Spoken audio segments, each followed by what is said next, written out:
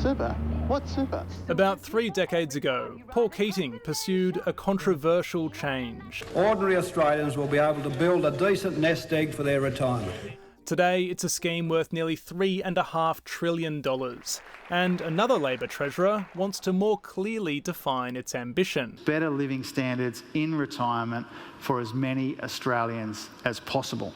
The government wants to legislate an objective for super, proposing to preserve savings and deliver income for a dignified retirement, alongside government support, in an equitable and sustainable way. The words preserve, equitable and sustainable are attracting attention. And this ticks all the boxes from our perspective. It makes sure that super is preserved for people's retirement. The Treasurer wants to prevent future changes that would allow easier early access to super, like the Morrison government's pandemic policy that allowed Australians to dip into their super savings. Our predecessors were navigating the super landscape without a compass.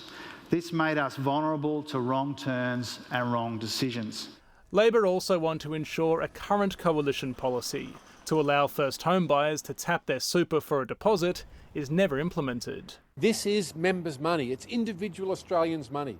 And there's nothing more dignified than an individual Australian owning their own house. Some hope the proposal also hints at scaling back super tax concessions. I think most people would accept that having tax concessions, very generous tax concessions on super balances above $2 million is excessive. The Treasurer has pointed out those concessions are a growing burden on the budget, on track to eventually cost more than the age pension.